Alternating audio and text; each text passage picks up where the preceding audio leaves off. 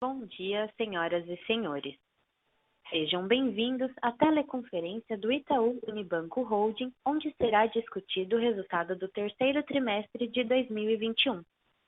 No momento, todos os participantes estão conectados apenas como ouvintes e mais tarde será aberta a sessão de perguntas e respostas. As perguntas poderão ser feitas via telefone, digitando *1, ou pelo WhatsApp através do QR Code para acesso pelo celular ou do link para acesso pelo computador. Caso necessite de assistência durante a reunião, tecle *0. Cabe lembrar que a reunião está sendo gravada e transmitida simultaneamente pelo site de Relações com Investidores, www.itau.com.br/relações com investidores. Os slides desta apresentação estão disponíveis no site. Antes de prosseguir, esclareço que eventuais declarações feitas durante esta reunião sobre tendências, perspectivas dos negócios, projeções e metas operacionais e financeiras são meras previsões baseadas nas expectativas da administração em relação ao futuro do banco. Estas expectativas são altamente dependentes das condições do mercado, do desempenho econômico geral do país, do setor e dos mercados internacionais. Portanto, estão sujeitas às mudanças. Conosco hoje estão os senhores Milton Malui Filho, presidente, Alexandre Broedel, CFO, e Renato Lulia Jacob, diretor de Relações com Investidores e Inteligência de Mercado. Inicialmente, o senhor Milton Malui apresentará o resultado do terceiro trimestre de 2021. Depois, os executivos responderão às questões recebidas. Agora eu passo a palavra ao senhor Milton Malui. Bom, muito bom dia a todos. Obrigado por participarem dessa nossa terceira teleconferência, resultados do terceiro trimestre. Vou passar aqui por uma apresentação e depois a gente entra no Q&A. Então, eu vou começar pelo resultado. A gente entregou um resultado de 6,8 bilhões de reais no trimestre. Isso é um crescimento de 3,6% em relação ao trimestre passado e um crescimento de aproximadamente 35% comparado ano contra ano. A gente atingiu no consolidado um ROI de 19,7%, é um incremento de 0,8 pontos percentuais, e no Brasil a operação vem performando muito bem, já com um ROI acima de 20%, 20,5%, é um crescimento de 1,1 pontos percentuais de crescimento no trimestre.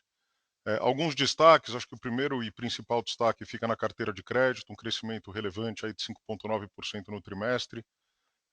No trimestre passado, eu já tinha comentado com vocês toda a nossa mudança de estratégia de portfólio em cartões, e a gente já vem acompanhando de forma relevante os resultados, seja no volume, mas principalmente na quantidade de novos clientes. Então, o cartão de crédito cresceu 9,8%, a gente viu uma boa acelerada no consumo, sobretudo naqueles segmentos de média e alta renda que ficaram realmente muito impactados em função da pandemia. A gente percebeu uma grande retomada do consumo. Crédito imobiliário continua sendo uma alavanca importante de crescimento, como vocês podem observar. A gente vem tendo recordes e assumindo um papel de liderança aqui entre os bancos privados na produção de crédito imobiliário. A carteira cresce 2,2%.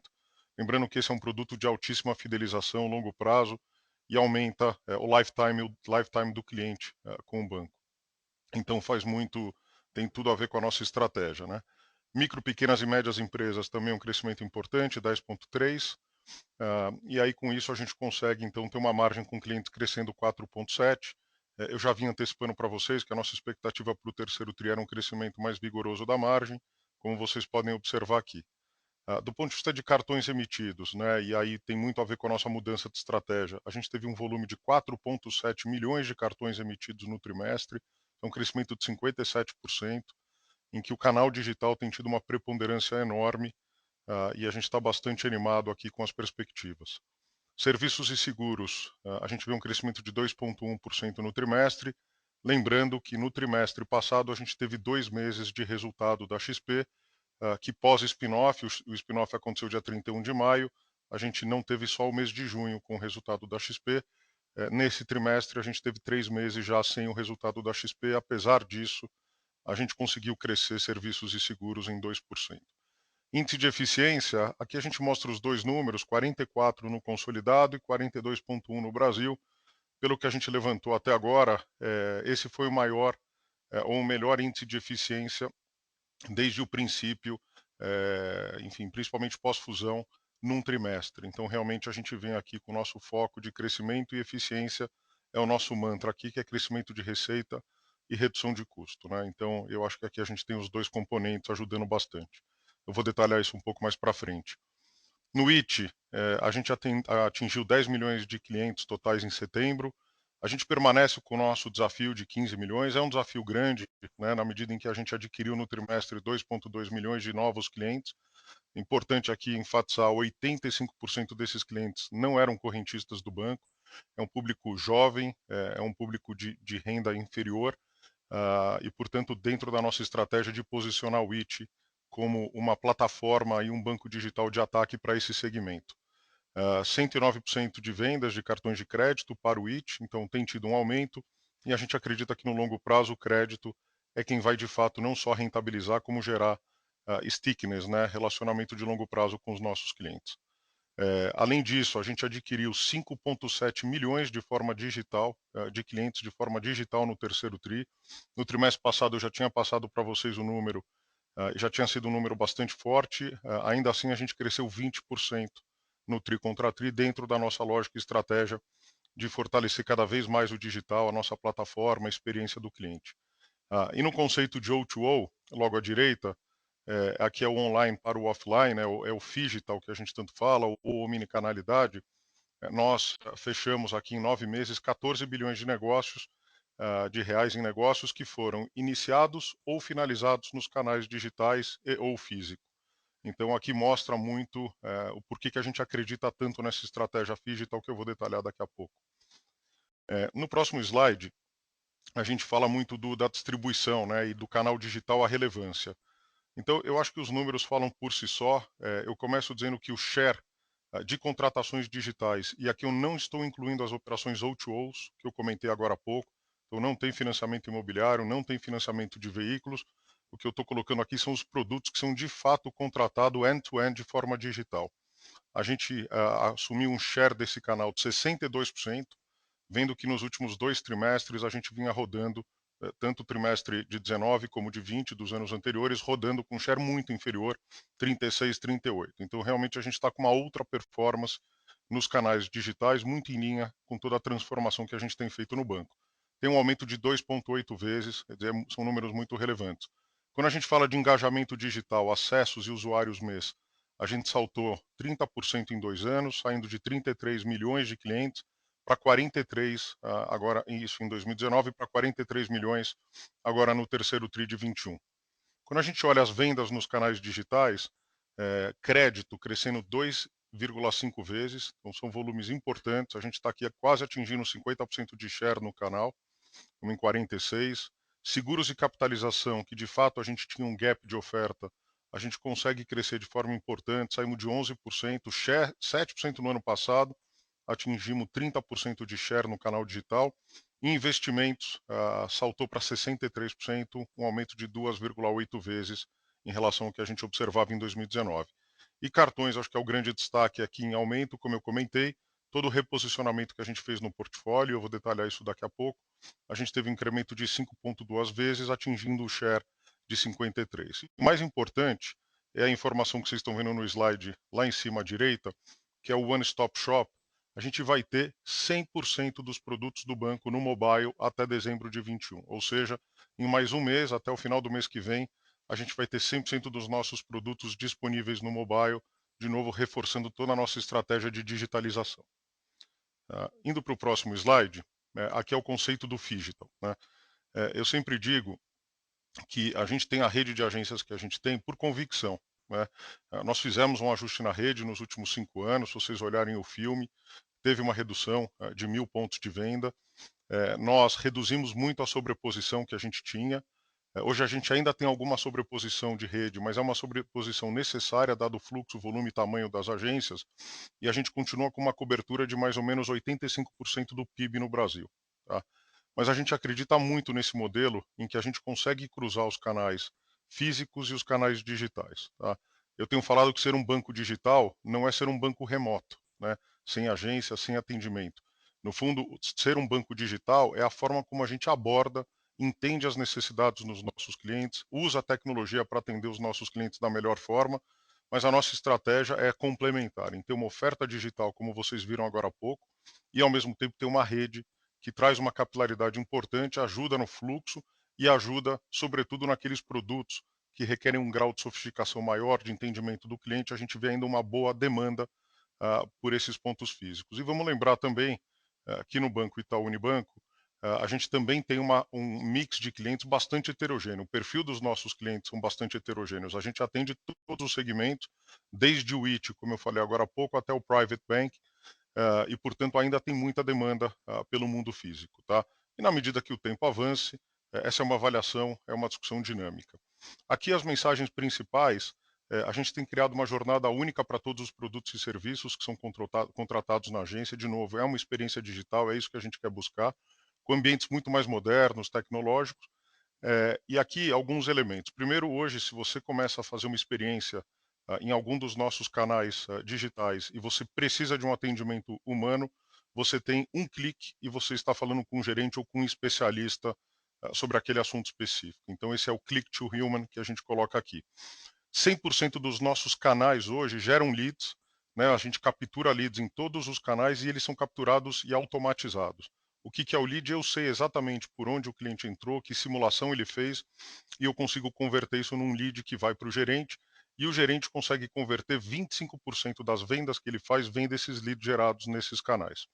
A gente já tem 75% dos nossos produtos com experiência em Omnichannel, 50% de redução é o que a gente chama aqui do time to action do gerente, e 75% de redução do tempo de lançamento de novas ofertas. Então, esse é um modelo realmente poderoso. Não obstante, a gente vem crescendo de forma muito forte, como vocês viram no slide anterior, nos canais digitais. No próximo slide, aqui a ideia era dar um zoom e falar um pouco do Itaú BBA. Né? O que é o Itaú BBA? O que é esse segmento aqui dentro do Itaú Unibanco? Então, primeiro dizer que o Itaú BBA atende 20 mil clientes, tem 4 segmentos principais, o CIB, que é o Corporate Investment Banking, o Large Corporate, o Middle Market e o Agro. E a gente tem os nossos nichos, né? Tem o nicho imobiliário, tem o nicho de instituições financeiras, tem o multinacionais e tem o nicho tech. Quais são as propostas, a proposta de valor do atacado? Primeiro, o relacionamento de longo prazo. Né? Apesar da gente estar liderando todos os rankings de investment banking, a gente não está aqui por uma transação, por um FII, por um deal específico. No fundo, essa visão que o banco sempre teve de longuíssimo prazo com os nossos clientes. É levar uma oferta completa de produtos e serviços, desde os produtos mais simples de tesouraria do dia a dia, até os produtos mais sofisticados de banco de investimento. E um modelo de atendimento ultra especializado, com equipes super qualificadas que entendem as demandas e os desejos dos clientes e conseguem ter um papel de consultor muito mais do que simplesmente um atendimento. Quais são os destaques que eu daria do Itaú BBA nesses 9 meses? Primeiro, o resultado bottom line crescendo 50% ano contra ano, vindo de um ano em que o resultado foi bom. Tá? Então aqui realmente tem um crescimento muito expressivo. Cash Management, nós lideramos aqui todas as volumetrias de pagamentos e recebimentos em Cash Management aqui dos nossos clientes no Brasil, por todas as métricas que a gente olha, e o que mostra aqui que, além disso, a gente teve um crescimento de 35% na volumetria, quer dizer, os volumes continuam muito pujantes. No Pix, só para dar um número para vocês, no banco a gente já está rodando com market share de 20%, tanto em pagamentos como recebimentos, um está com 23%, outro está com 19%, mas assim, ballpark 20%, o que mostra como a gente tem atacado e a forma de atuar, sobretudo no Pix, e aqui eu estou fazendo só um parênteses, mencionando a pessoa física. Depois, carteira de crédito tem um crescimento importante, de 11,9% ano contra ano, e o segmento agro, que é um segmento que a gente tem dado bastante destaque, crescendo 27,5%, indo muito, muito bem. A carteira de crédito é sempre importante dizer que ela é feita primordialmente com títulos privados, é evidente que tem produtos mais de dia a dia, mas o grande objetivo aqui é ter uma carteira líquida e disponível, de uma certa forma, para ir a mercado quando tiver alguma janela, e aqui é uma forma de liberar capital ou de ser bastante mais atuante no mercado secundário, que depende de janelas e de oportunidades. Quer dizer, quando o mercado fecha, a gente acaba absorvendo no balanço, quando o mercado abre, a gente lidera esses rankings e a gente distribui muito crédito no mercado. E falando de ranking, olhando aqui do lado direito embaixo, Nesse ano a gente está, e aqui são fontes públicas, quando a gente olha aqui Dialogic e Ambima, então não tem criatividade nesse ranking aqui. A gente está tanto na renda variável em primeiro lugar, 20,9 bi de volume emitido, 59 operações feitas só nos primeiros 9 meses do ano, realmente um ano incrível para a renda variável. Fusões e aquisições, 160 bi de operações de volume transacionado, 35 operações também aqui nos 9 meses, e renda fixa local foram 133 operações, um volume de 25,2 bilhões de reais, dizer, assumindo a liderança aqui em renda fixa, a gente mantendo e ficando em primeiro lugar em todos os rankings, como vocês podem observar. E não menos importante, lá em cima do lado direito, eu chamo bastante atenção para a qualidade, né? O nosso modelo é centrado no cliente e tem um elevadíssimo nível de satisfação. Se vocês olharem aqui o NPS de todos esses segmentos aqui juntos, dá um NPS de 77 pontos, e a gente subiu setembro 21 contra setembro 20, 10 pontos percentuais. Então tem um aumento importante aqui no NPS. Indo para o próximo slide, falando sobre carteira de crédito. Tá? Primeiro, assim, destacar, eu já vinha dizendo para vocês que a gente tem uma ambição de crescer, né, de reocupar os espaços perdidos e de recuperar market share, sobretudo em algumas carteiras que tiveram uma performance mais tímida no ano passado, por várias razões, mas o fato é que a gente precisava reocupar o espaço e voltar a ter essa boa ambição de crescer nos diversos negócios. Agora, crescer para a gente é de forma equilibrada e sustentável. Esse é o ponto central.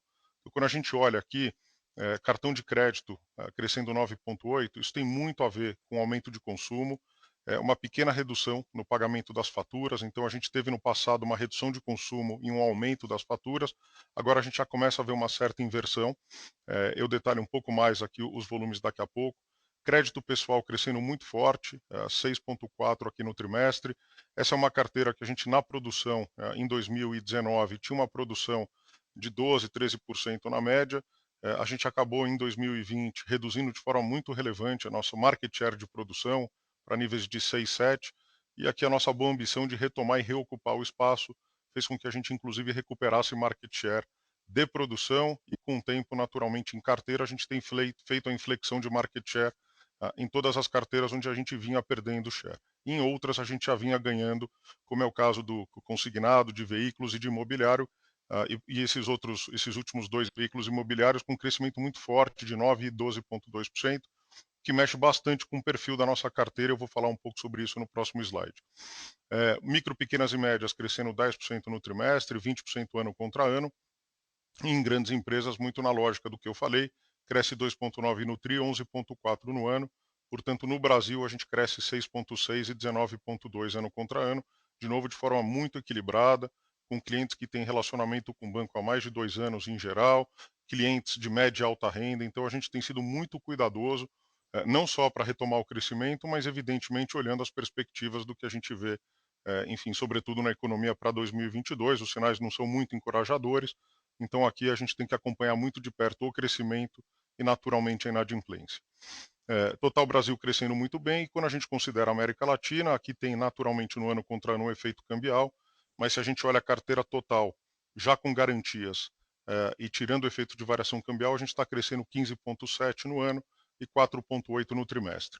Queria chamar a atenção aqui para alguns pontos. Do lado direito, a carteira flexibilizada, né? O que é a carteira flexibilizada? A gente tirou uma foto de todos aqueles clientes que fizeram o programa Travessia ou que precisaram de algum fôlego durante a pandemia. Então, essa carteira chegou a 53,5 bilhões de reais em setembro de 2020 e, como vocês podem observar, ela vem amortizando aqui num ritmo de quase 5 bilhões por trimestre. Tá?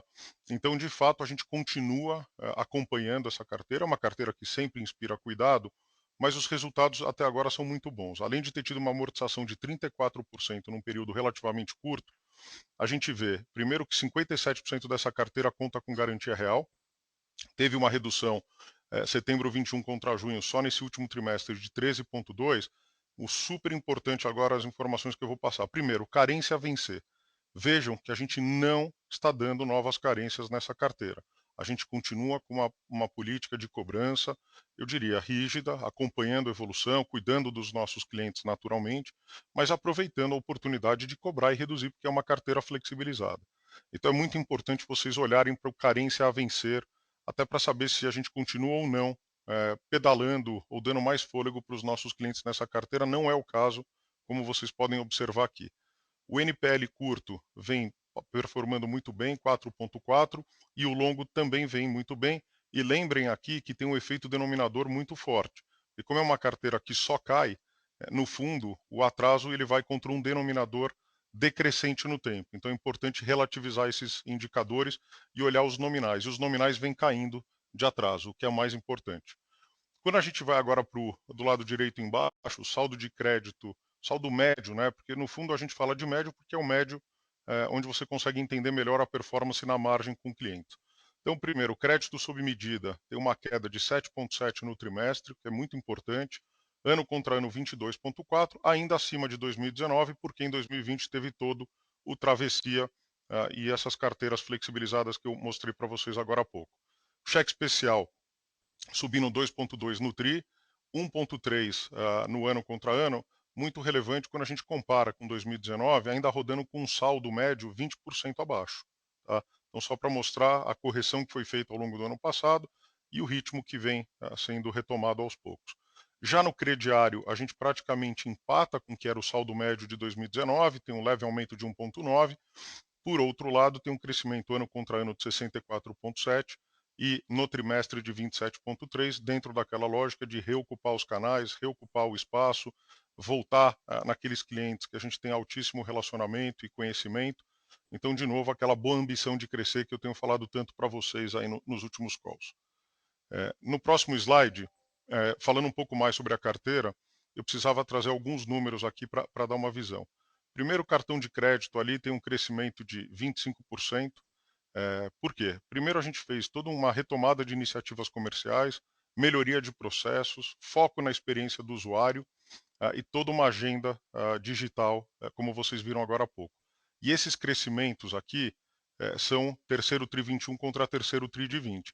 Naturalmente, um ano em que a gente teve uma carteira que andou menos do que tipicamente a gente andava, ainda assim dá para ter uma boa ideia dos crescimentos. E a principal mensagem do slide é crescimento com qualidade, crescimento com boa experiência do cliente. Então, cresce 25 no cartão, o NPS sobe 6 pontos percentuais, vai para 70. O consignado cresce 20,5%, a gente melhora o NPS em 5 pontos, vai para 67. Esses números de NPS, números que a gente nunca divulgou, e eu já venho ao longo desses últimos tris divulgando e dando mais informação para vocês terem uma ideia, enfim, da visão cliente em relação a todas essas jornadas. Crédito pessoal subindo 80%, o NPS sobe 16 pontos percentuais, vai para 57. Veículos sobe 12 pontos, a gente atingiu um NPS de 76 em veículos, que é realmente extraordinário, crescimento de 30,8. E aqui logo à direita de veículos eu faço dois comentários que eu acho que são relevantes. Primeiro, muito se lembra da crise de veículos no passado, acho que todos os aprendizados de lá para cá foram absolutamente incorporados, e o que mostra aqui que quando a gente olha percentual de entrada do cliente quando vai fazer um financiamento de veículos, do que a gente operava no terceiro TRI de 20 e compara com o terceiro TRI de 21, a gente vê inclusive um leve aumento no percentual de entrada. E o prazo médio praticamente em linha, 45, 46 meses. Portanto, mostra que a gente vem operando de forma muito saudável na carteira de veículos. De fato, o que faltava era reocupar o espaço e ganhar visibilidade em todos os pontos de venda do Brasil. O cheque especial cresce 13,2%, NPS de 45, sobe 15 pontos percentuais, é um aumento importante. E aqui é revisão de jornada, experiência do usuário, digital, tem todas essas explicações. E tem, obviamente, iniciativas comerciais. No imobiliário, um crescimento de 54,2. Vocês devem lembrar que eu já há 2 tris trouxe aqui o nosso crescimento do imobiliário e disse que aqui a gente tinha um desafio de NPS, fui super transparente, mostrei que era um NPS em que a gente não estava indo muito bem, mas que tinha uma alta expectativa de rever e consertar o processo. A gente acabou tendo uma demanda maior do que a gente imaginava, e no final do dia eu acho que tem duas mensagens. O NPS global vem subindo, então já subiu 4 pontos aí nesse período, atingiu 43, mas mais importante, o NPS transacional da jornada do crédito imobiliário subiu 20 pontos percentuais. A gente atingiu um NPS de 71, o que denota aqui uma correção clara de rota e que a gente tem conseguido crescer com foco absoluto na experiência do usuário, que para a gente é fundamental. E do ponto de vista de carteira, se vocês olharem o loan to value, vocês vão ver também que na safra a gente vem operando com um loan to value bastante saudável, 61 no terceiro tri do ano passado, 55 no terceiro tri desse ano, e a carteira vem rodando com um loan to value muito bom, de 46%, o que mostra, de novo, crescer com equilíbrio, com qualidade. Tá? E quando a gente olha para o perfil de risco da carteira PF, se vocês olharem aqueles crescimentos que eu mencionei na carteira de crédito, né, e observarem que veículos, imobiliário e consignado crescem mais que os outros produtos, a gente vem fazendo uma gestão muito ativa de portfólio. Né? Então, no final do dia, a gente cresce em todas as carteiras, mas o nosso mix é um mix mais garantido do que a gente tinha há 2 trimestres de anos anteriores. Então, vocês veem que a gente cresceu de 49 de mix de produtos garantidos para 56. E o mais importante, se vocês olharem o NPL 90 em 3,6, eu vou detalhar um pouco mais o NPL daqui a pouco, menor patamar assim de muito tempo, a gente vem conseguindo de fato operar com índices de atraso muito, muito saudáveis, tá? Então isso mostra não só a qualidade da originação, como mostra também que essa gestão de portfólio, um mix mais garantido, também tem ajudado bastante na composição do atraso.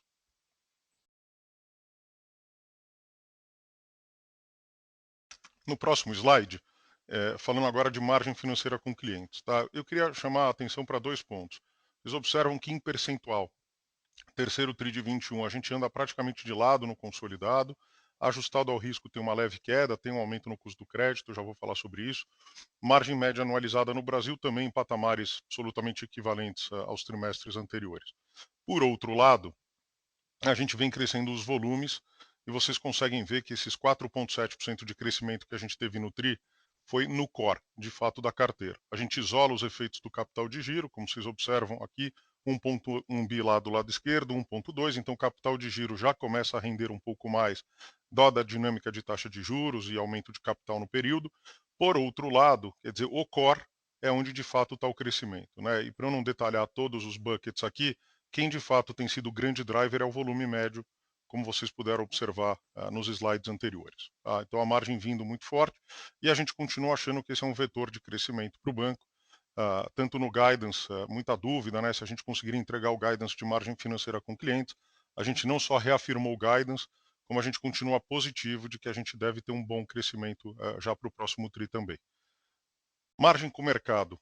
Margem com o mercado, como vocês podem observar, olhando as médias históricas, a gente teve 3 trimestres muito fortes. O primeiro foi realmente outstanding, o primeiro TRI desse ano, mas os outros 2 também foram 2 trimestres muito fortes em margem com o mercado.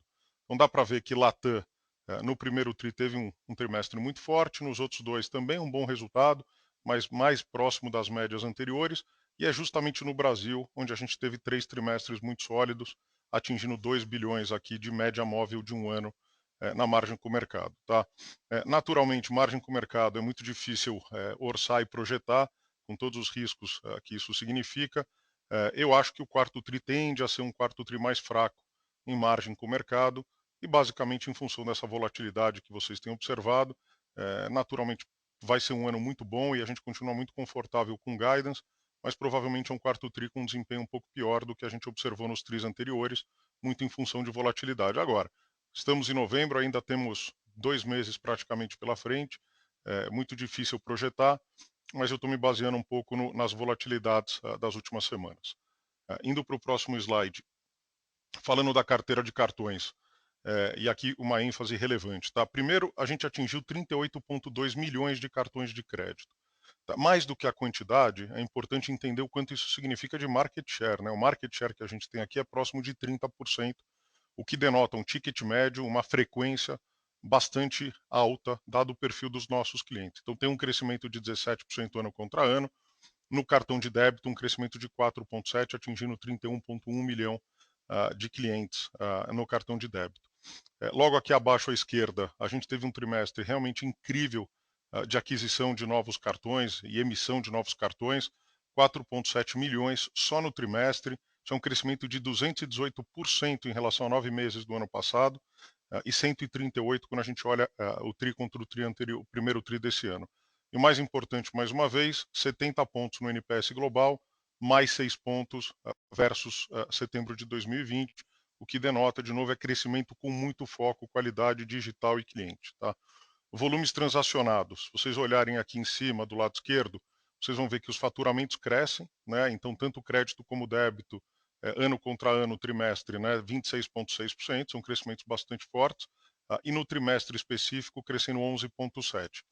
Logo à direita, e aqui a gente faz um breakdown, e é importante ter acesso a esse número, se a nossa carteira de cartão de crédito de 97 bilhões de reais, ela tem esse crescimento de 9,8 tri contra tri, 25% no ano contra ano, mas dá para ver bem o mix, né? Quer dizer, o à vista mais o parcelado sem juros, que é o grande componente do laranja, é 85% da nossa carteira.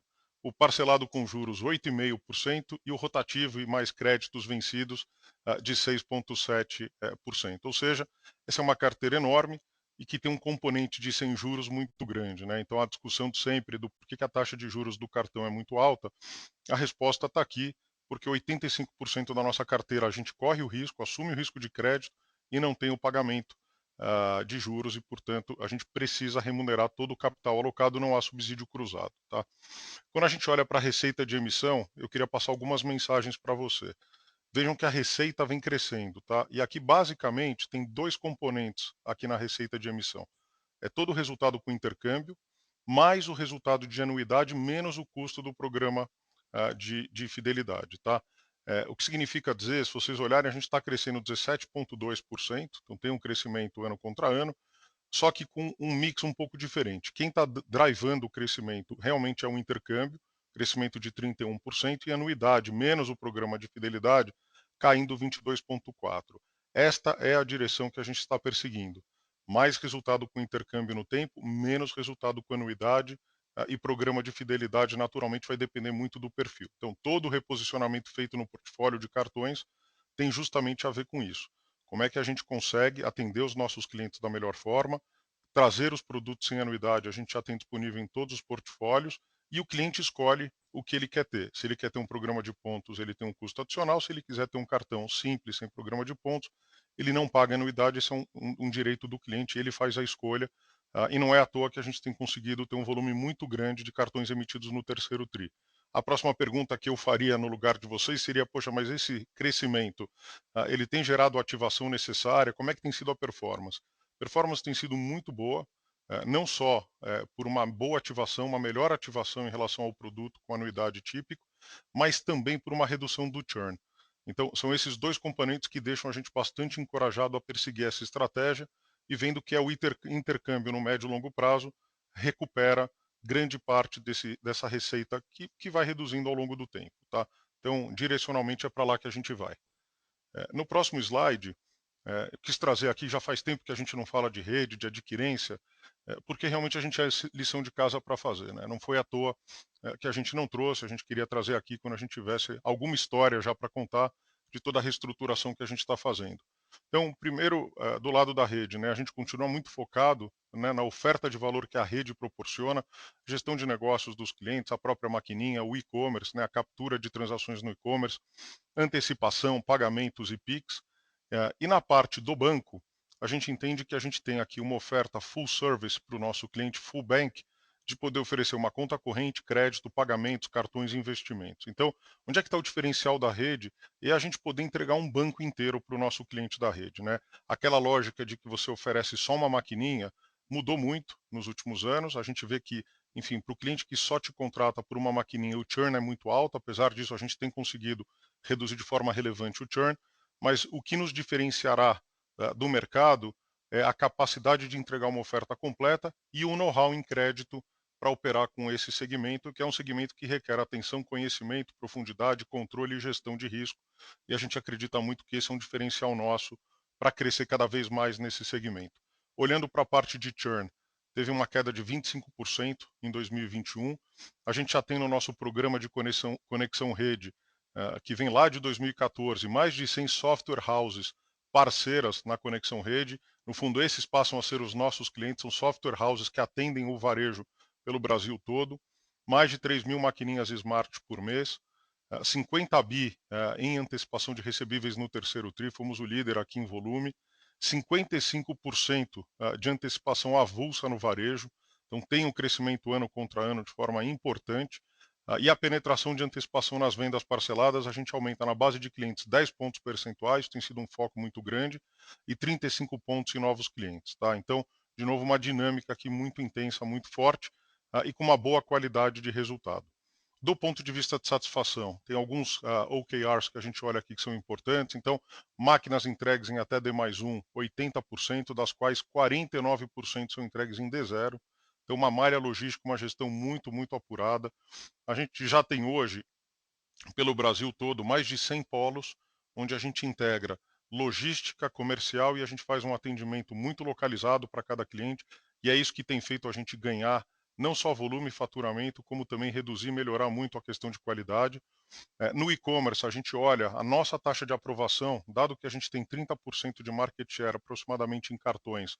Quando a gente passa um cartão Itaú na nossa captura de adquirência no e-commerce, e a gente compara com os demais adquirentes, a gente vê que a performance de aprovação do nosso cartão, quando é a rede capturando, ela é melhor, o que mostra e leva muito mais taxa de conversão e um serviço de melhor qualidade para o lojista. É o adquirente hoje com o menor número de reclamações por base ativa no Reclame Aqui, os números são públicos, acho que basta consultar. E do lado de eficiência, acho que tem duas mensagens relevantes. Primeiro, 14 pontos percentuais a gente melhorou em clientes usando canais digitais, então tem um incremento. A gente, de fato, tinha lição de casa para fazer, ainda tem, para aprimorar ainda mais a entrega de canais digitais da rede, mas já tem evoluções relevantes. E, por outro lado, a gente conseguiu reduzir de forma importante em 17% o custo de aquisição de novos clientes nesses 110 polos que eu comentei agora há pouco, só num período de um ano. Tá? Então, de novo, estar no polo, estar focado, estar distribuído e regionalizado, e a gente tem usado espaços próprios, né, ou espaços novos. Isso também tem uma vantagem, dado o footprint que a gente consegue escalar polos em vários lugares com muito mais facilidade. E falando em valores transacionados, acho que estão todos divulgando seus números, a gente teve um crescimento de 23,8%. Quando a gente compara 9 meses 21 contra 9 meses 20, é um crescimento bastante forte. Mais importante, o nosso foco no mundo digital, e-commerce, teve um crescimento de 51% no período. São volumes muito relevantes. No próximo slide aqui, eu vou falar rapidamente sobre o Ion e sobre uma inteligência financeira que a gente lançou faz poucos dias. O Ion, primeiro, é a nossa plataforma de investimento, é toda a jornada de investimento. Ele para os clientes afluentes, né, que não estão no private, que estão no personalité, Uniclass, é uma assessoria humana dedicada, com times dedicados. A gente conta hoje com mais de 53 escritórios regionalizados, a gente deve bater mais de 90 até o final desse ano. Ano que vem a nossa expectativa é ter por volta de 130 escritórios pelo Brasil todo, com quase 2.000 pessoas trabalhando em assessoria. Tá? São especialistas, certificados, muito conhecedores do tema investimento, e a gente encartera nesse período mais de 500 mil clientes que não tinham um atendimento de assessoria de investimentos dedicado. Ele tinha um gerente comercial, o que a gente está agora é complementando o atendimento com um assessor de investimentos. E quando a gente olha aqui do lado esquerdo, a gente fez uma campanha, a gente lançou o Ion faz pouquíssimo tempo, a gente já tem mais de 400 mil downloads e crescendo. A gente inclui o agregador no Ion, então um cliente hoje consegue consultar o saldo que ele tem, não só no Banco Itaú, como em outros bancos, carteiras e corretoras. Então ele consegue ver todo o volume de forma agregada. Né? Já é um pré-Open Finance que a gente já vem operando aqui, e mais de 5 mil feedbacks recebendo, enfim, todos os dias dos nossos clientes. O que vem por aí, o Ion, ele é muito mais do que consulta, ele é transacional. Então a gente já tem o carrossel com oferta de produtos, consultability, com uma consultoria muito especializada, com inteligência artificial, mas a gente quer que essa plataforma seja cada vez mais transacional, tá? Então, transacional tanto em renda fixa, como a gente vai abrir para o não correntista agora em 2022. E do lado direito, o inteligência financeira. A gente lançou uma plataforma de conteúdo, né, era algo que realmente a gente estava devendo e a gente finalmente colocou de pé. É um trabalho que a gente faz em parceria com a editora Globo. Então, são três pilares fundamentais. Primeiro, uma redação exclusiva de jornalistas para produzir o conteúdo de forma independente, sendo produzido pelo Grupo Globo. Tá? Segundo, a gente vem aqui operando e trazendo para o Inteligência Financeira uma rede de influenciadores digitais que tem grande presença em redes sociais e que falam de investimento, tá? E com perfis dos mais diversos que representam o perfil do nosso país, para que a gente converse com todos os públicos. Tá? E ao mesmo tempo, dentro do banco, a gente tem uma capacidade de produção de conteúdo muito forte, seja conteúdo macroeconômico, research, conteúdo de cartões e de varejo. A gente está criando um hub aqui dentro para que a gente use e divulgue esse conteúdo da forma mais ampla, que vai além do inteligência financeira, mas para que a gente possa distribuir muita informação com conteúdo para os nossos clientes, né? E o nome inteligência financeira vem muito de uma lógica de que os clientes não querem ser educados financeiramente, eles querem ser inteligentes financeiramente. Então daí vem o nome. E a gente está bastante contente aqui com o início. Começamos aí no dia 20 de outubro, são poucos dias, mas a gente está bastante contente com o awareness, né, e com a repercussão até agora. E a gente está em todos os canais aqui, nas redes sociais, enfim, nos canais de conteúdo, tanto no impresso como na televisão. Então a gente consegue se valer de toda a audiência da Globo em todos os seus canais, mas toda a audiência própria em todas as redes sociais. Então bastante contente com esse novo formato e ele será parte integrante do Ion, onde a gente vai entregar conteúdo para o nosso cliente que quer investir no banco. O próximo slide, serviços e seguros. A gente vê aqui um crescimento bastante bom. Eu já falei muito de cartão de crédito, emissão e adquirência, dá para ver aqui um bom crescimento no trimestre. Conta corrente também tem um crescimento, muito em PJ, tá? Então a gente vê aqui a gente ressignificando os pacotes e já colhendo frutos. A administração de recursos tem um crescimento, vindo de volume e vindo também de performance fee. A Asset tem tido uma ótima performance, apesar do cenário adverso.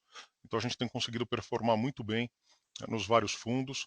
Aqui a assessoria econômico-financeira, a gente faz um highlight porque aparece uma queda de 30%, mas quando a gente exclui o evento do resultado da XP que eu comentei, que explicou 300 milhões no segundo tri desse ano, nesse trimestre o resultado não teve. Então, no final do dia, quando a gente olha só a linha de assessoria econômico-financeira, que basicamente é banco de investimento e corretora, teve uma queda de 11%, mas eu não olharia dessa forma, porque está sendo um ano extraordinário para o banco de investimento. A gente tem conseguido aí liderar todos os rankings com resultados muito, muito fortes. Então, basta ver que a gente teve aqui um aumento de 16% no ano contra ano, apesar dessa queda aqui, alguma sazonalidade de transações. Tá? Depois, olhando os demais, o que eu chamaria a atenção é para o resultado de seguros, tem um crescimento importante de 11,5%, lembrando que por dentro tem a margem financeira também de seguros, e a margem foi um pouco pior, com todo o descasamento de IGPM e IPCA que a gente observa, portanto o resultado operacional de seguros vindo bastante bem também. Eu até faço ênfase aqui do lado direito, mas só para concluir, excetuando a XP dos números, a gente teve um crescimento de 4,8% no trimestre e no ano contra ano 8,3%, mostrando mais uma vez a força, enfim, desse PNL aqui de serviços e seguros. Tá? O breakdown de receitas. Olhando do lado direito em seguros, algumas mensagens. A gente aumenta em 6,2 os prêmios ganhos no trimestre, 21,5 maior a margem de underwriting, portanto a gente vem aumentando bastante a produção de seguros. O combined ratio cai 8,4 pontos percentuais. Mais importante é que o índice de sinistralidade, tendo observado um tri passado mais difícil, a gente já observa uma melhoria para esse trimestre. Agora aqui a gente está só começando, é uma carteira que você precisa empilhar no tempo. Muito contente com o time novo, com a reestruturação que foi feita na operação de seguros. A gente realmente está com uma nova ambição aqui de reocupar o espaço em um negócio que é relevante, mas que a gente nos últimos anos andou de lado. Acho que aqui tem uma oportunidade de crescimento importante. Para o próximo slide, vou falar agora de qualidade de crédito. Eu queria chamar a atenção para algumas questões. A primeira delas é que a gente vê o custo do crédito sobre carteira saindo de 2,1 indo para 2,2. Esse é um incremento ali, né, nominal de 4,7 para 5,2 bilhões de reais. Então, aqui é natural, a gente vê com muita naturalidade, né, esse crescimento. Vocês observem que o custo de crédito sobre carteira ele vem em patamares muito mais baixos quando a gente olha períodos aí de trimestres anteriores, e esse crescimento é esperado na medida que a gente vem crescendo carteira, como vocês observaram. Então tem a PDD boa que você gera na medida que você cresce carteira.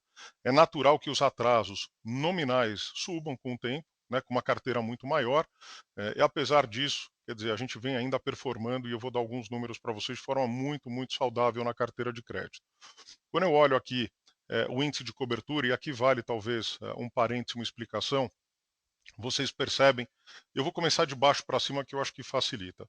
Primeiro, carteira varejo Brasil, índice de cobertura praticamente estável. Tá? Então, só para vocês terem uma ideia, naquela carteira flexibilizada que eu comentei agora há pouco, a gente roda com 178% de índice de cobertura sobre atraso. Tá? Então, as carteiras do varejo estão muito bem provisionadas, são carteiras aqui que têm performado muito bem, eu já vou detalhar um pouco mais. Quando a gente olha ali o total, vocês veem também aí uma redução importante, né, mas explicada por dois movimentos. Então eu vou começar pelo da América Latina. O da América Latina, como é que a gente gere o índice de cobertura? A gente não faz a gestão do índice de cobertura isoladamente, né? A gente faz gestão de perda esperada no balanço do banco. A gente está sempre antecipando o ciclo de crédito, como vocês sabem, a gente opera assim desde 2010. Então já faz muitos anos que a gente vem aprimorando o nosso modelo de perda esperada. O que acontece aqui que é super relevante? Quando eu olho a América Latina, já há alguns trimestres do ano passado, a gente vem comentando de um caso específico em que nós somos controladores de uma empresa, em que temos garantias de ações, e é um caso que vem já há muito tempo mostrando sinais de dificuldade, e a gente vem provisionando esse caso há bastante tempo. Tá? O que acontece aqui é, no momento em que este cliente entra em atraso, é natural que ele consuma o saldo de provisão que estava lá feito, porque a provisão foi feita justamente para antecipar um eventual sinistro. Tá? Então, o mais importante é que essa movimentação do índice de cobertura na América Latina, que é de um caso específico, não tem nenhum impacto real em PNL, porque o banco está adequadamente provisionado para o caso já há bastante tempo. Tá? Então, mas tem um consumo de cobertura. Tá? Só para dar uma ideia para vocês, não fosse esse caso, se eu isolasse esse atraso, que ele é temporal, o índice de cobertura estaria em 268, tá? E não em 234. Então, é só para dar uma ideia para vocês do quanto este caso é relevante, por isso que tem esse consumo no índice de cobertura. Tá? Mas é um caso específico, de novo, totalmente provisionado para aquela parte onde tem necessidade, a parte clean, eu diria, do crédito.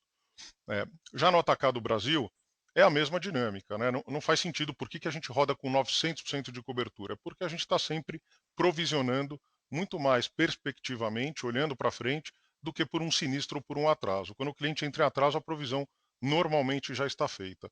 Então também tem um consumo. Aqui foram 3 casos do atacado de clientes que estão com nível de provisionamento absolutamente adequados. A gente não vê nenhum risco de ter que aumentar o provisionamento nesses 3 nomes.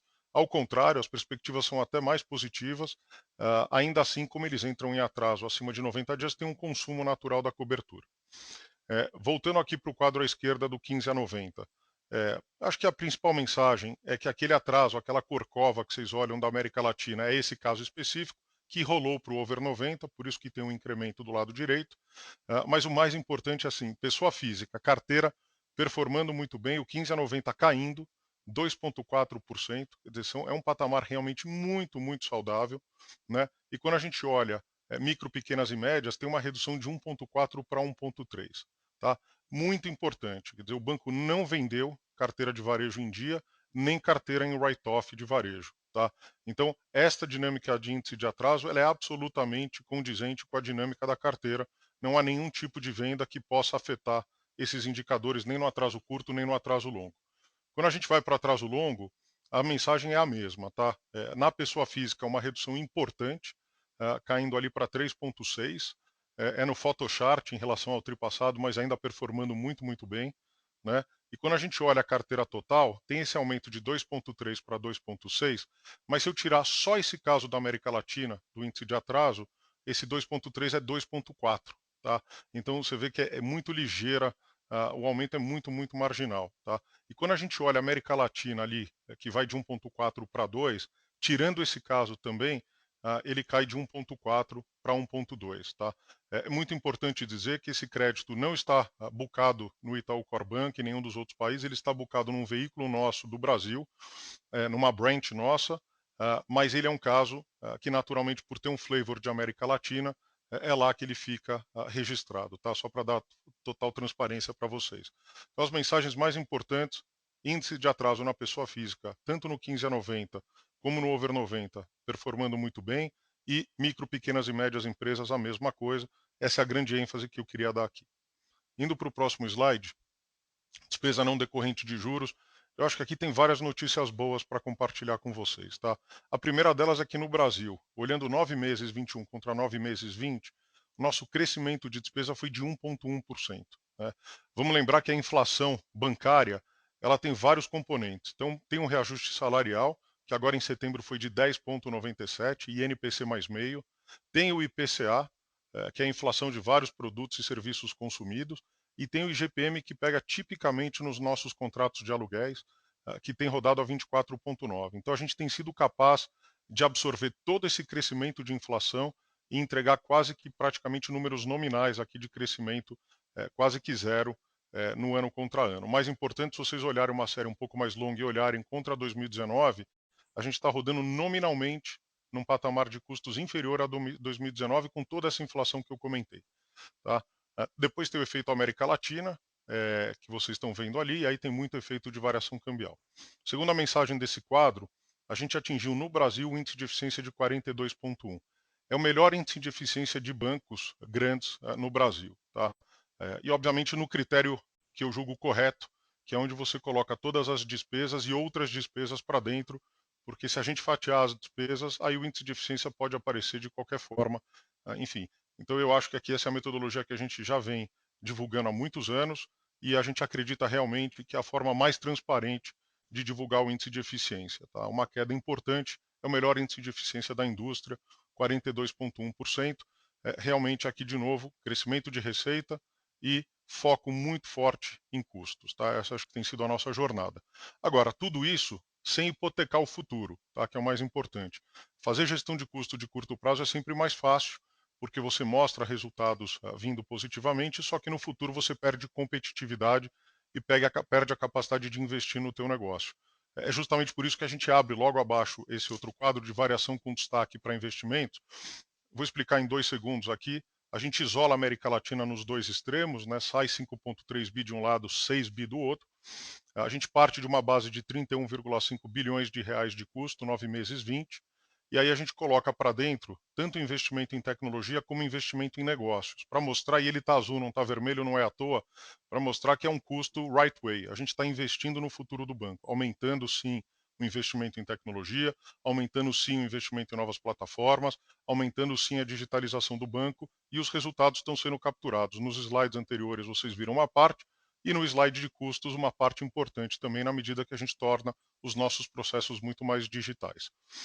Por outro lado, a gente criou um programa de eficiência, isso já faz alguns anos, eu venho falando para vocês, e a gente vem trabalhando com muito afinco. Eu, ainda como CFO, criei esse programa aqui junto com o Comitê Executivo do Banco, e o Broedel agora vem assumindo esse papel super importante da gente garantir, de fato, que esse programa de eficiência vai ter uma performance e vai gerar e abrir espaço para que a gente possa investir no banco do futuro.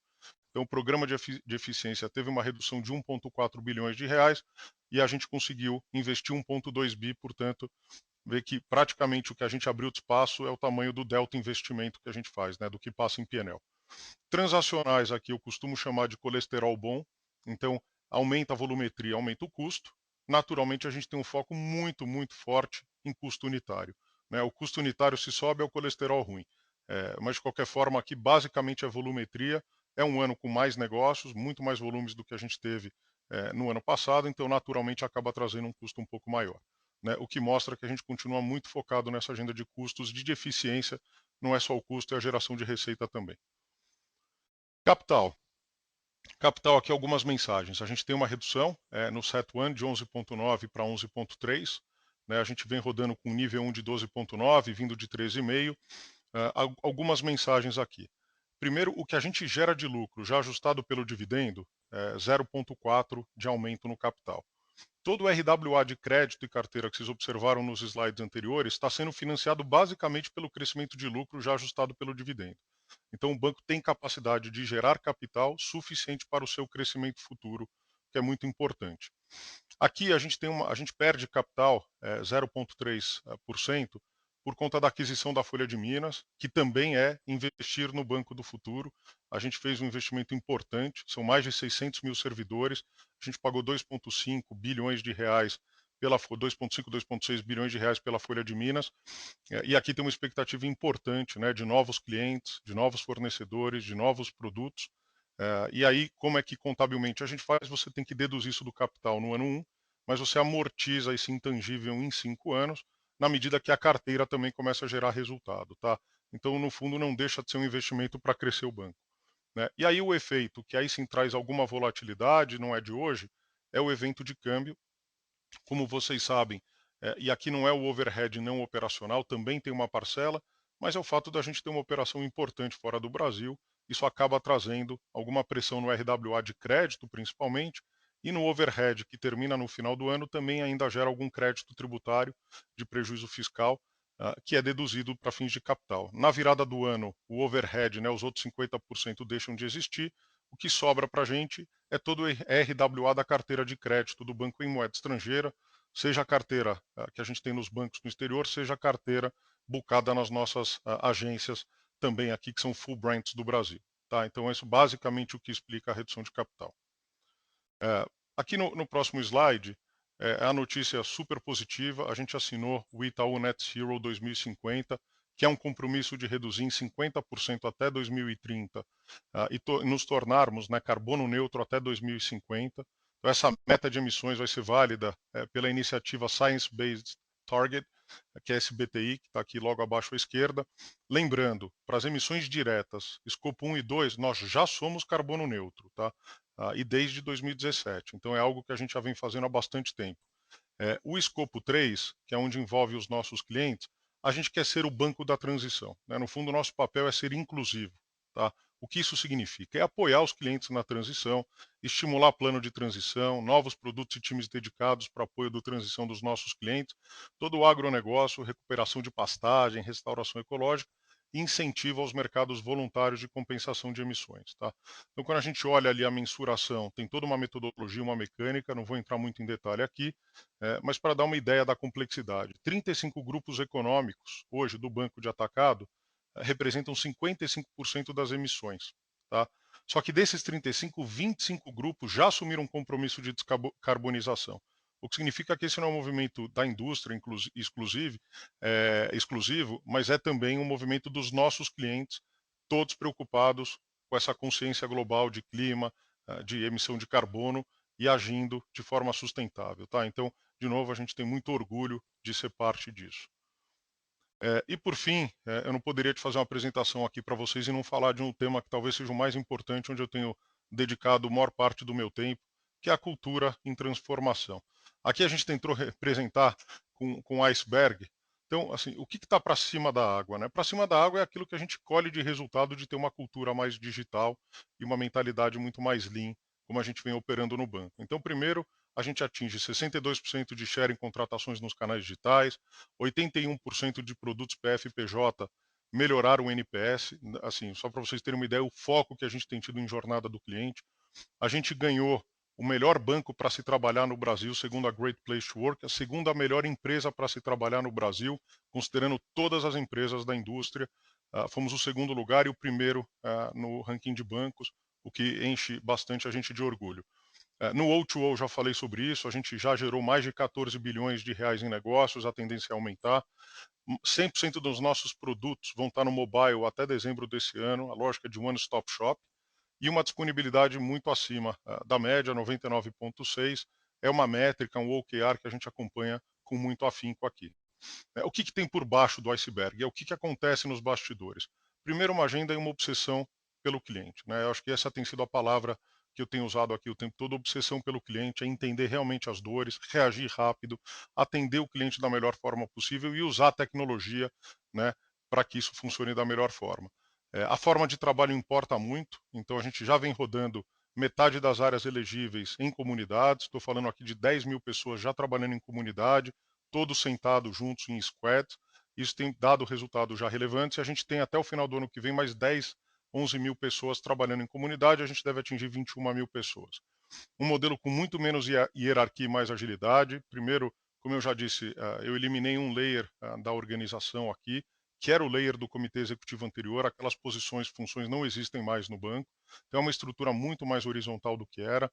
Toda eliminação de cargos foi feita aqui dentro do banco, então hoje em dia não existe mais o vice-presidente executivo, o diretor executivo, o diretor, somos todos diretores e alguns, nesse caso 12 pessoas, no comitê executivo. Tá?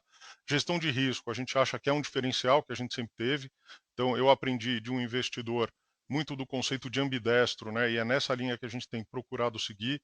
Então, é preservar aquilo que a gente tem de fortaleza na gestão de risco, um diferencial comparativo, e, ao mesmo tempo, aprender a inovar com muito mais ênfase, aprender a errar e corrigir rápido, muito mais foco em MVP, muito mais foco em gestão em ambientes de experimentação, revisão de processos e governança. Isso tem sido uma jornada intensa, sem deixar, obviamente, sem incorrer em riscos desnecessários. Tá? A gestão de risco sempre foi um diferencial do banco na nossa visão.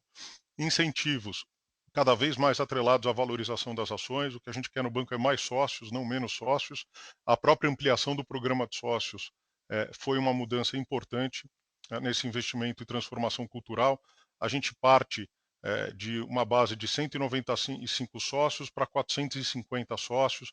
Estamos num processo de eleição bastante interessante.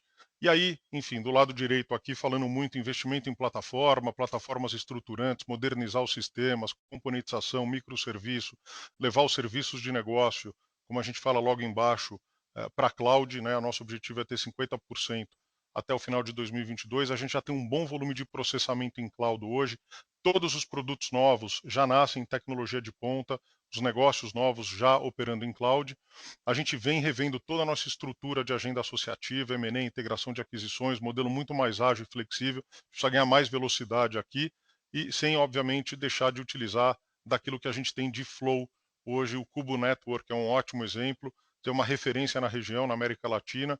A gente tem mais de 350 startups de alto potencial de crescimento e a gente vem trabalhando de mãos dadas para entender não só essas empresas como clientes do banco, mas como potenciais parceiros, sócios, em uma série de iniciativas. Então, eu termino aqui falando que cultura, para nós, é assim, é o norte, é onde a gente tem trabalhado muito.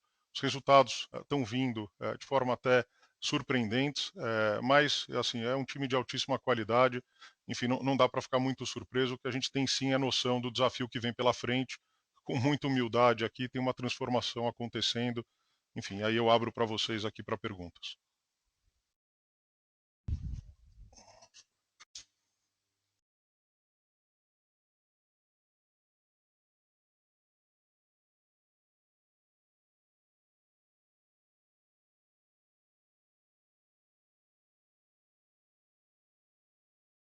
Iniciaremos agora a sessão de perguntas e respostas. Para fazer uma pergunta, por favor, digitem *1. Caso queira retirar a pergunta da fila, digitem *2.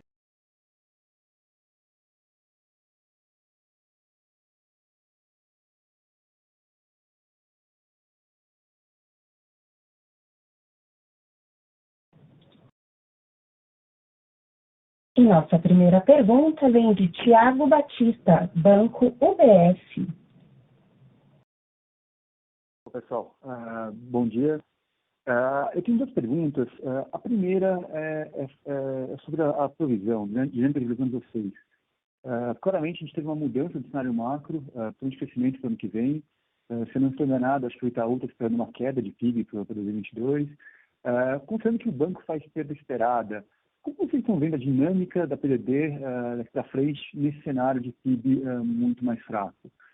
E a segunda pergunta é até meio que correlacionada. Quando a gente pensa na dinâmica de crédito do banco, claramente o banco está crescendo bem forte nas linhas de varejo, pegar APF mais SMI, dá quase 9% tri contra tri, 25% no crescimento anual. Quando você pensa na dinâmica de varejo para o ano que vem, pensando nesse PIB bem mais fraco, para zero, o crescimento bem menor do que a gente está vendo agora, dá para imaginar que essa carteira continua crescendo ou a gente pode esperar uma parada muito forte da carteira? Então, você pode falar um pouquinho da dinâmica de crescimento de carteira em 2022, pensando nesse cenário mais difícil que a gente tem. Tudo bom, Thiago? Obrigado aí pelas perguntas.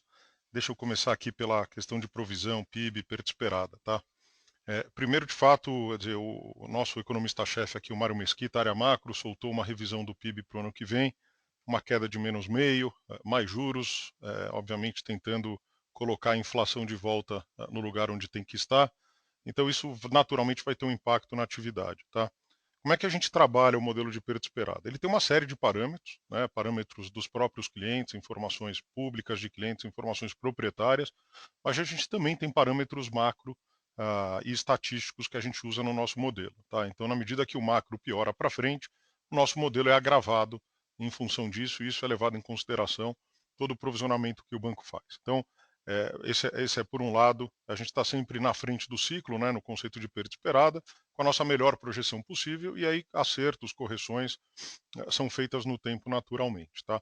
Eu queria chamar a atenção uma informação que é o seguinte: esse ano, quando a gente soltou o guidance, e a gente revisitou o guidance depois para baixo no custo do crédito, tá? E a gente continua mantendo o guidance, a gente tinha expectativa de que os atrasos viriam piores do que de fato vieram. Eu acho que nenhum de nós tinha passado por uma crise sanitária como a que a gente vinha observando. E, portanto, aquelas provisões todas que foram feitas na provisão complementar, que a gente chamou de provisão Covid, que foram feitas nos primeiros trimestres do ano passado, de forma relevante, a nossa expectativa é que o sinistro dessas carteiras, né, portanto, o atraso viria ao longo de 2021 e essas provisões seriam consumidas naturalmente em função disso. Tá?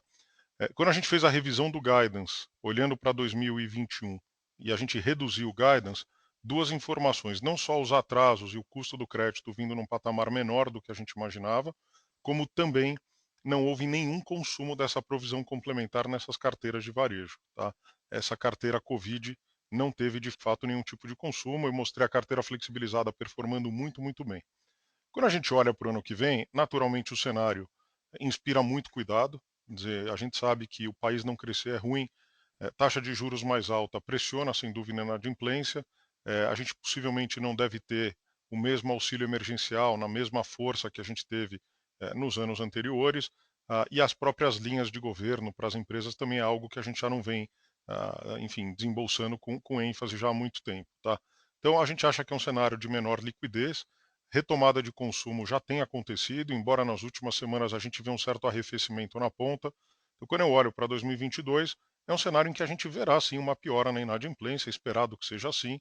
A gente está preparado para isso do ponto de vista de provisionamento no balanço.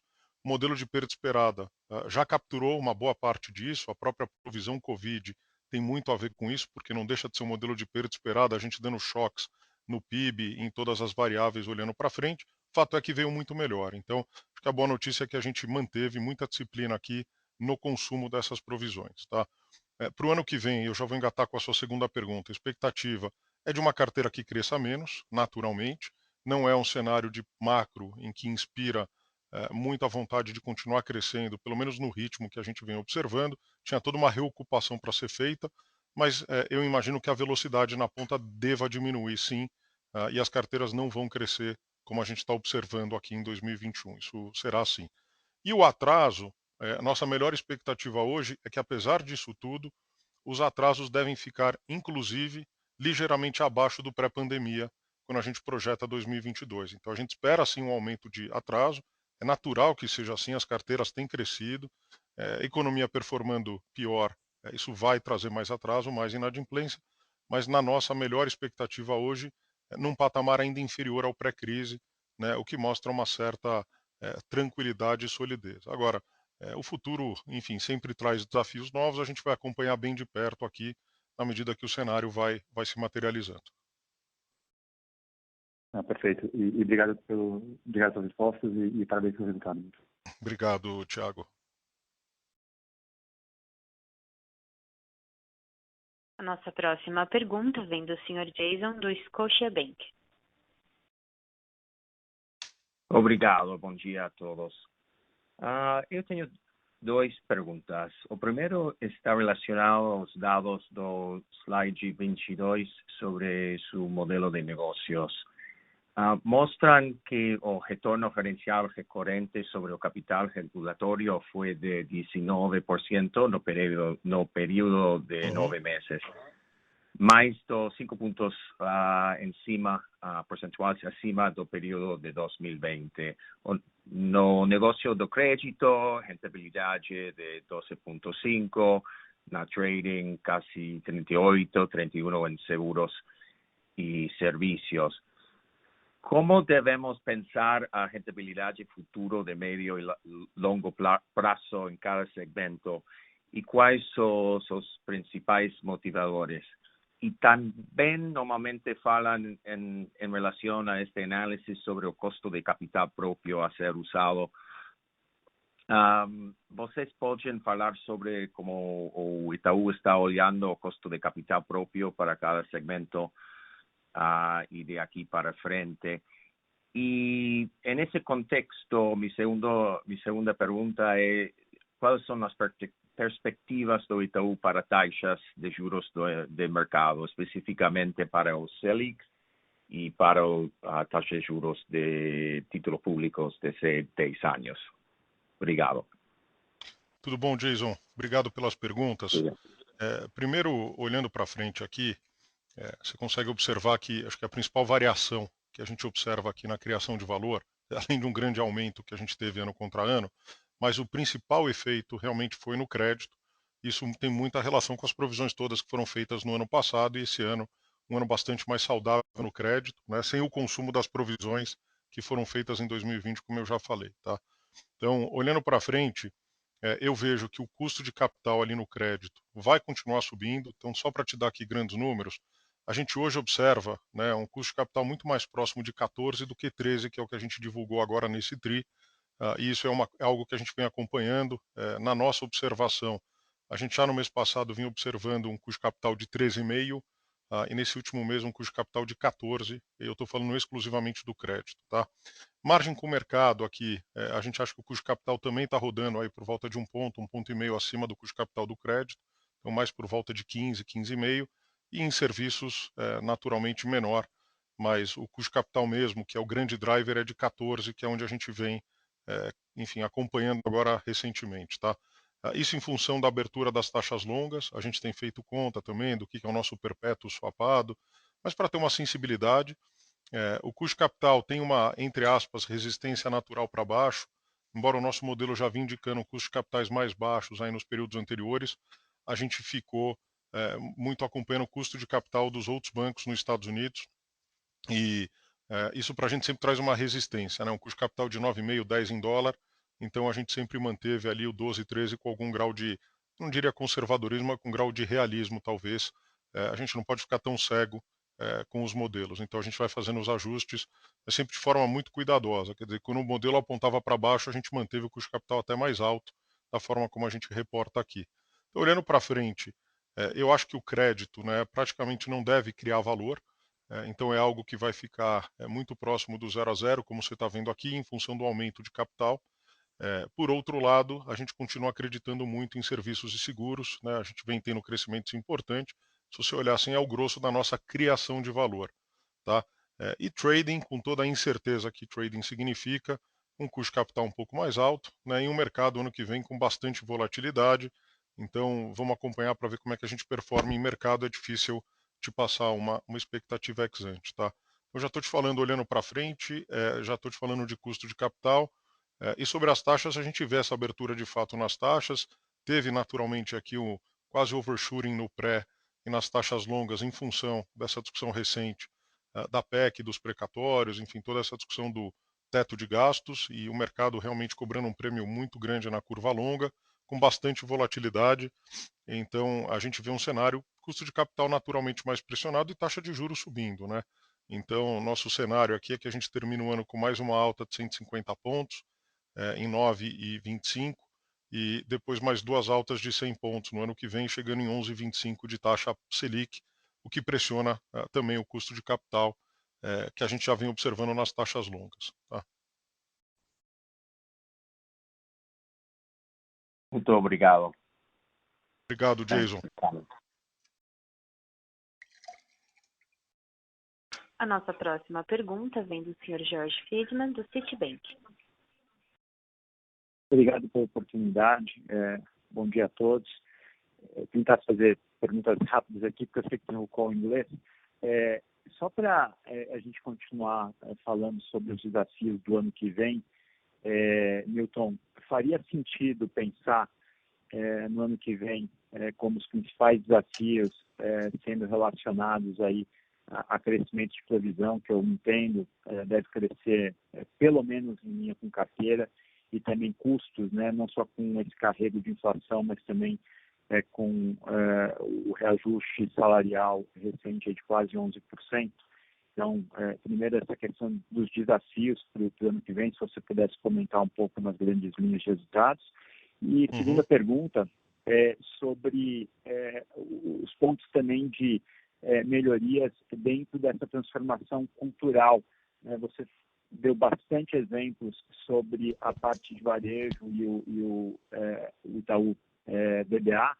Eu queria que você falasse particularmente sobre os resultados atingidos até o momento no imobiliário e o que aconteceu, assim, está tendo alguma reestruturação especial, porque me parece que, historicamente, o Itaú tem sido muito forte no imobiliário, mas nos indicadores aqui nos KPIs, parece que ele está alegre um pouco em relação a outros produtos de varejo. E na parte do Itaú BBA, eu não vi nenhuma menção a corretora de varejo. Eu não sei se ficou um pouco fora de foco, mas se você pudesse trazer também alguns KPIs e qual que é a estratégia de vocês para esse segmento. Obrigado. Legal. Obrigado, Jorge. Deixa eu te dar algumas visões aqui, tá?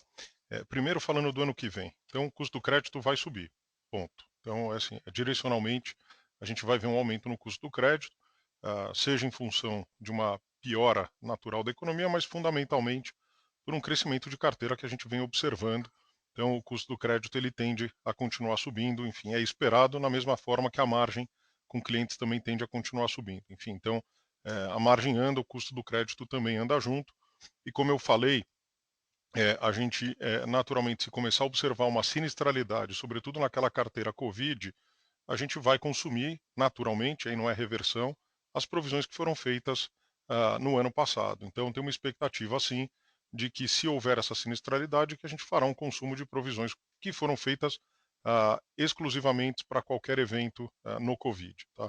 Então, do ponto de vista de custo do crédito, eu imagino que essa seja a dinâmica para o ano que vem, mas com uma dinâmica de top line também crescente.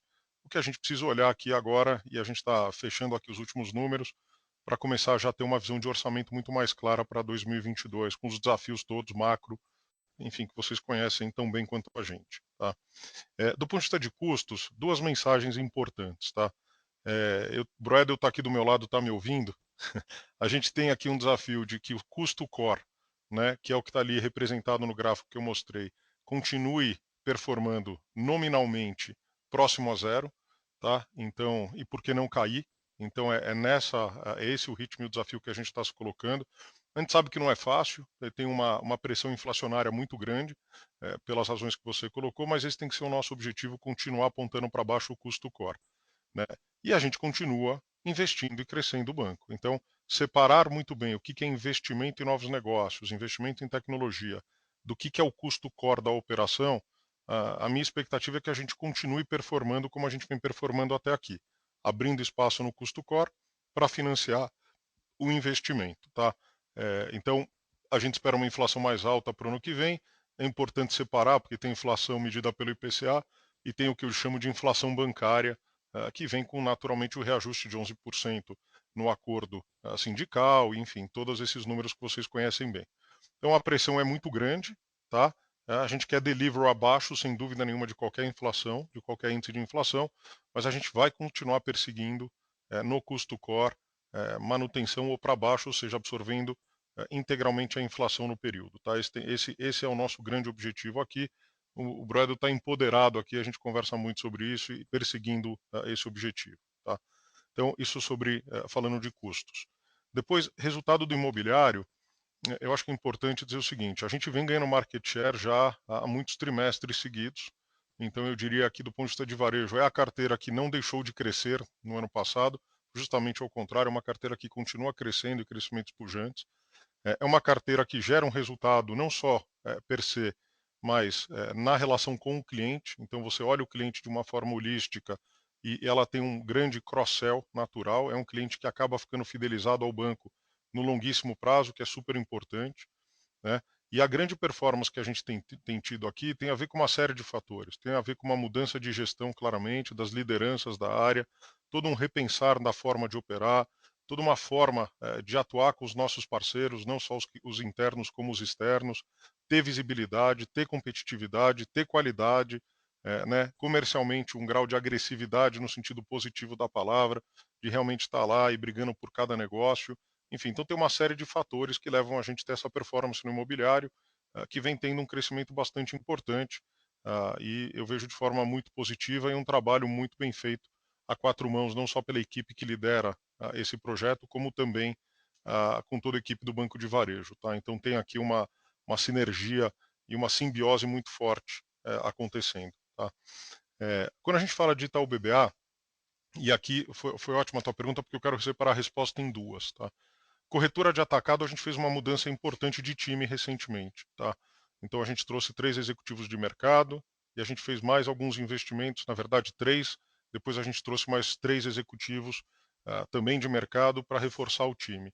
Né? Os rankings você já consegue ver no mundo do atacado uma evolução importante, a gente já começa a subir nos rankings por foco, uma equipe realmente muito mais dedicada, com uma ambição aqui de negócio, e os resultados já começam a vir. E a gente também tem um time dedicado que toca o que você chamou de corretora de varejo. Ela não está dentro do Itaú BBA, ela fica dentro da gestão do mundo de investimentos, da WMS, tá? Da Wealth Management. Eu não trouxe mesmo. Na nossa visão, talvez seja nesse mundo onde a gente tem a maior oportunidade. Então a gente já colocou no ar os mini contratos de futuro, o RLP, a gente está vindo com uma série de novidades. A gente tem conseguido já fazer preço para renda fixa, na própria corretora, no home broker, você já consegue entrar e sair de títulos privados.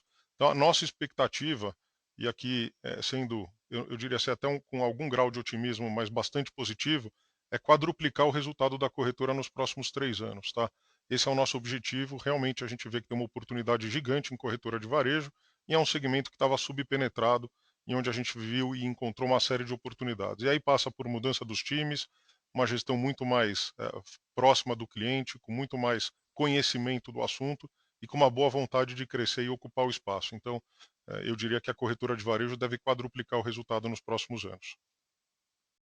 Perfeito. Tá ótimo. Você tem quantos clientes vocês têm hoje na corretora de varejo? Vocês têm esse número aberto? Não, não é um número que a gente divulga aberto, Jorg. Não, sem problema. Obrigado, viu, Milton? Bom, obrigado você. Um abraço. Obrigado.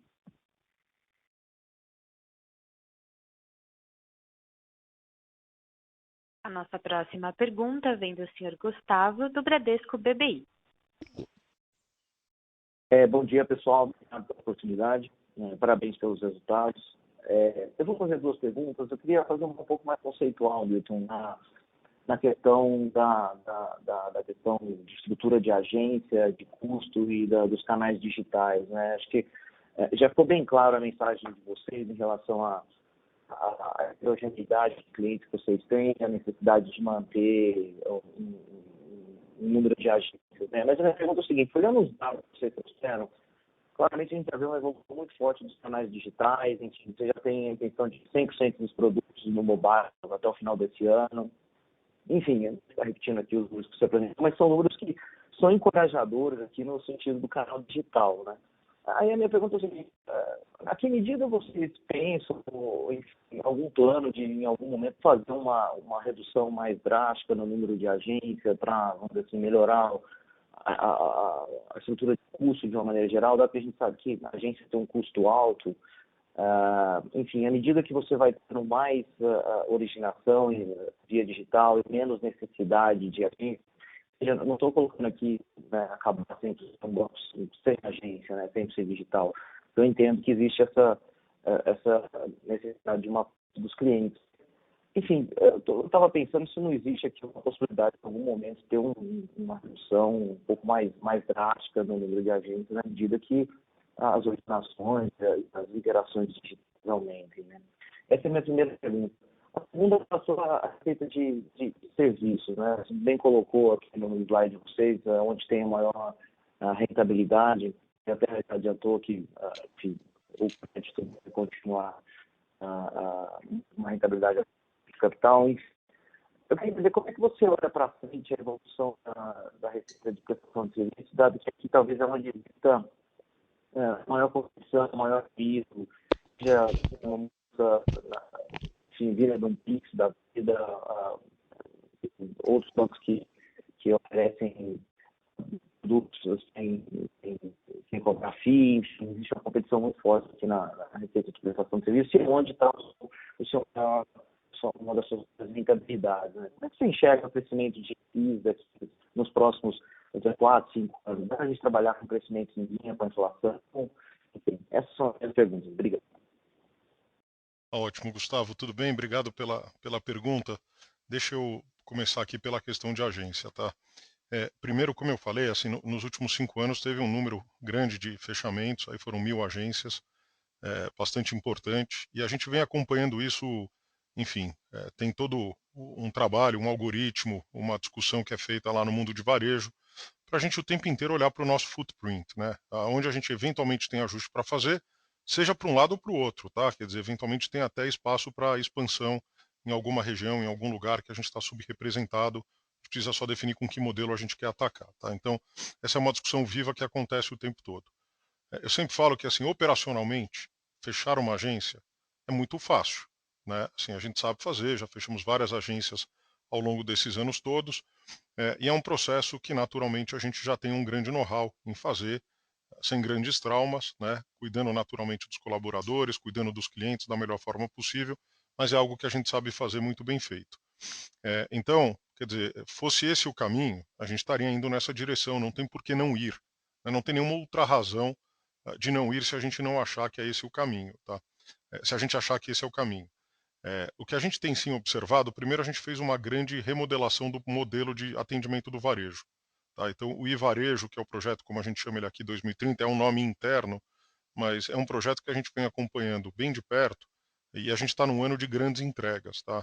Nossa expectativa é que 75% de tudo aquilo que foi planejado, portanto, 100% do que foi planejado para 21, 75% do todo, seja entregue até dezembro. Então, as principais entregas serão feitas esse ano.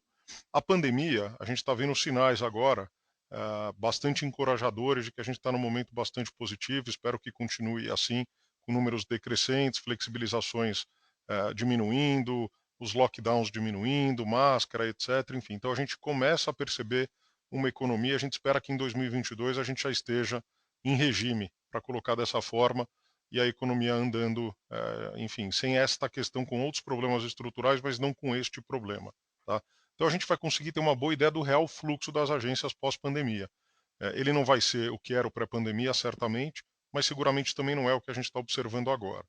E como a gente está no meio de uma implantação de um projeto muito relevante, calma e cuidado é super importante. Então o que a gente quer é atender muito bem os nossos clientes, num primeiro momento, ressignificar todo o modelo de agências.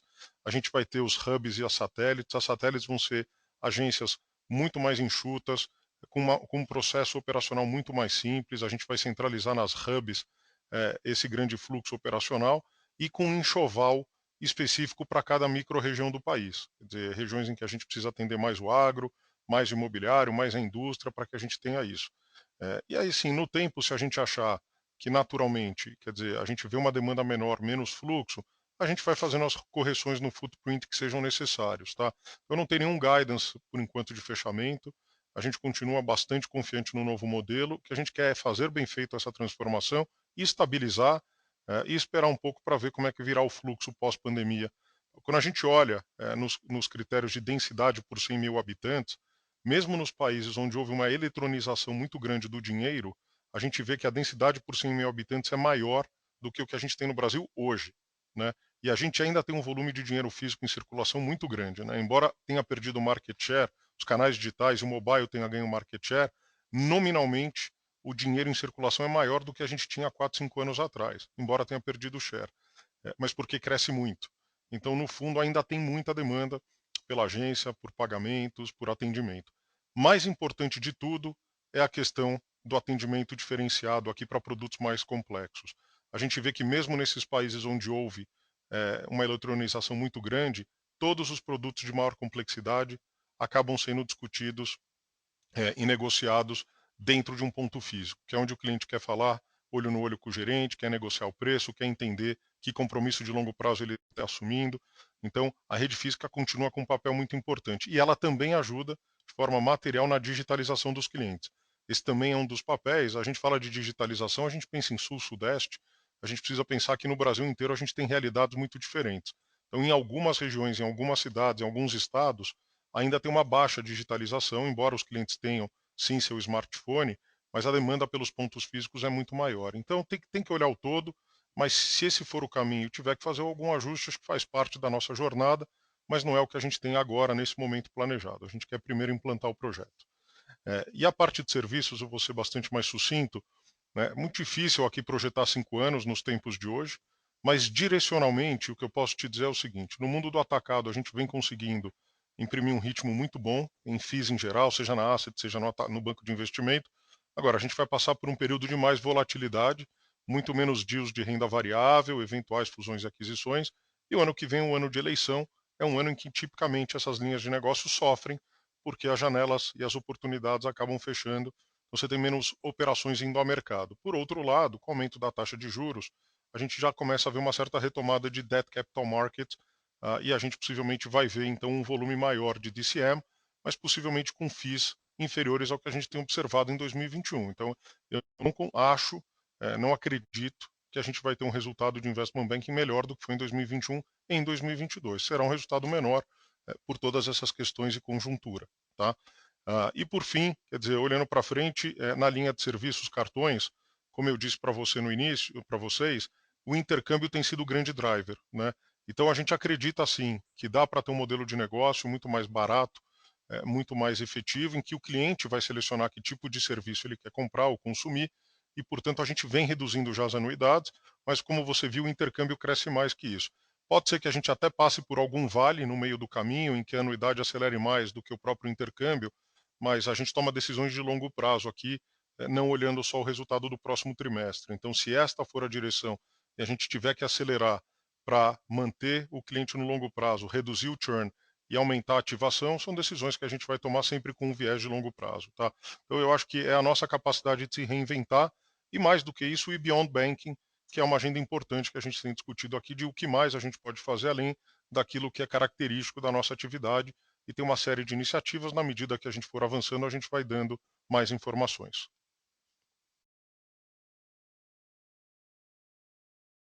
Com licença, encerramos neste momento a sessão de perguntas e respostas. Gostaria de passar a palavra ao Sr. Milton Malui para as considerações finais. Olha, queria só agradecer a todos mais uma vez por esse call. Em breve estaremos aqui de novo, o tempo passa rápido. Aqui do nosso lado, com energia máxima, muito foco, muita dedicação. Obviamente um cenário para 2022 mais difícil do que a gente vinha imaginando, mas são 97 anos operando no Brasil e acho que a gente já passou por todos os cenários possíveis e imaginários, e o que nos trouxe até aqui, até hoje, foi o foco e está muito próximo dos nossos clientes, independente do cenário macro, independentemente do que for. Então, eu acho que essa continua sendo a nossa agenda. Somos brasileiros, seremos brasileiros e vamos continuar focando no longo prazo. Tá bom, pessoal? Muito obrigado pela participação. A reunião do Itaú Unibanco Holding está encerrada. Agradecemos a participação de todos e tenham um bom dia. Obrigada.